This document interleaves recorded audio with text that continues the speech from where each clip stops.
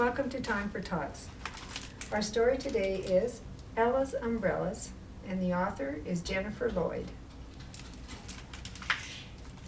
And this is Ella. Ella had big umbrellas and small umbrellas. She had umbrellas in pink, there's a pink one, and turquoise, and tangerine. She had them in every color, even jelly bean green. Several were striped, and a few speckled with spots. A sprinkling had sparkles, a handful had hearts. Some opened slowly, and plenty went pop. And look, there's the whole page full of umbrellas. There's a striped one, there's one with hearts. Ella had too many umbrellas. Look at the big pile. It was not her fault. Her family and friends knew that she loved umbrellas, so when she received a gift, it was undoubtedly an umbrella. So, and there's more gift boxes, and look, there's umbrellas coming out of all the gift boxes. Out of them all, Ella's favorite was a robin's egg blue. It came from someone special. Kind Aunt Stella from far off Kathmandu. To Ella's delight, Stella was come to visit that very day, and she was going to stay in Ella's room. And can you see Ella's room here?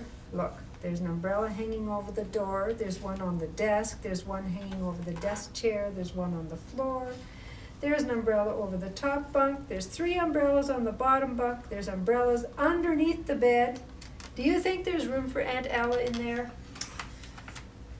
Ella's mother was usually patient, but today she was in a tizzy. Ella, she cried, Aunt Stella will have no place to hang her coat.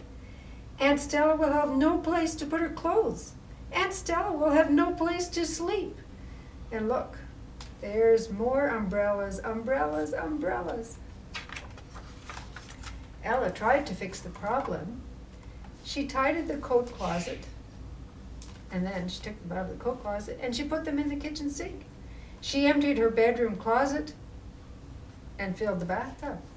She cleared off the bottom bunk and loaded the dishwasher. Ella, cried her mother, your umbrellas are everywhere. You have so many. There are people in this world that don't have any. You must find a way to give your umbrellas away. Give her umbrellas away? Ella hesitated, but seeing her mother scowl, she gathered them all up, and here she is. She's got a big bag full of umbrellas and some in her arms. She tossed them in a humongous heap in the front yard. The blue from Kathmandu she kept safely by her side. And see, that's the one she's carrying, the blue one. She made a teeny tiny sign that said, free umbrellas. And there's the teeny tiny sign. We can hardly read it. In the distance, Ella heard the postman whistling. He came near, but he didn't reach for an umbrella. Instead, he handed Ella a postcard. And this is the postcard, and it says, Dear Ella, see you soon. Love, Aunt Stella. Ella twiddled her thumbs and waited, and waited, and waited, until her mother came out to mow the lawn. She spotted the tiny sign on the mountain of umbrellas. Ella, she cried, you have too many umbrellas. You must find a better way to give them away. Ella slowly made a bigger sign. She piled the umbrellas into her wagon, but held tight to the blue from Kathmandu. Lugging her load towards town, she did not notice the creeping clouds all around. The wind came up. It started to sprinkle. The rain grew heavier and heavier. Soon it was a torrential downpour. And look, there's Ella with her umbrella, and these people are opening newspapers over their head to keep the rain off. Pitter, patter, splash. A jogger slowed down and gazed hopefully at Ella's wagon. To her surprise, he didn't take an umbrella. Ella examined her sign. She stared at her too many umbrellas, then at the sad, soggy jogger. Wait, she shouted, take this. Thank you, he said happily, bobbing off on his way, so he got a green one.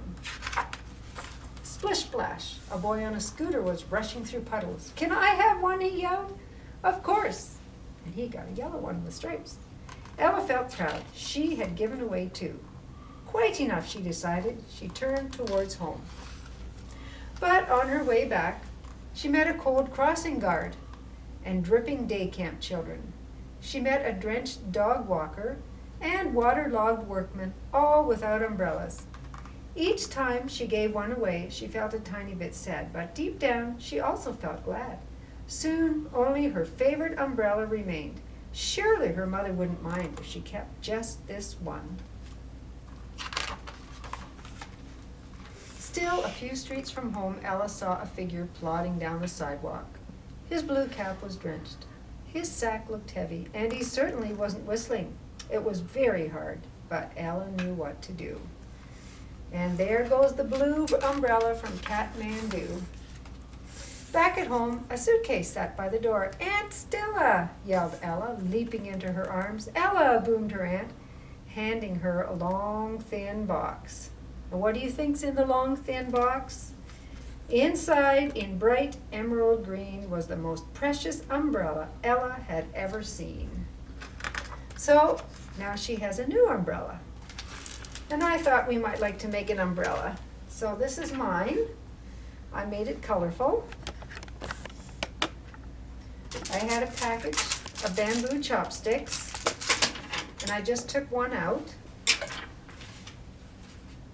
And then I had 5 sheets of craft foam, and I folded each sheet in half, and then I drew lines with my pen and my ruler, and each one here is just a wee little bit less than 6 centimeters wide.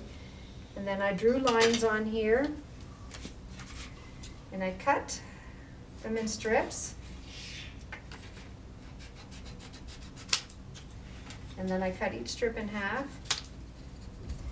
And then starting at about halfway, I narrowed them down to a point a bit.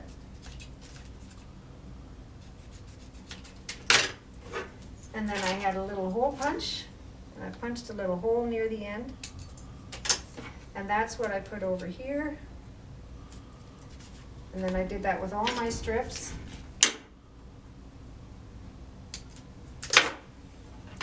And then to keep them in place, I just took a stapler and I spread them out a bit. And I stapled them together. Just needed one staple for each. And then I had my whole umbrella done. And then to cover the little knob on the top, I had these little colored styrofoam balls. So I just took one of them, poked a hole in it, and then I filled it with glue, and then I put it back on there, and then I let it dry. And I ended up with an umbrella with a sparkly knob on top. Have fun making your umbrella.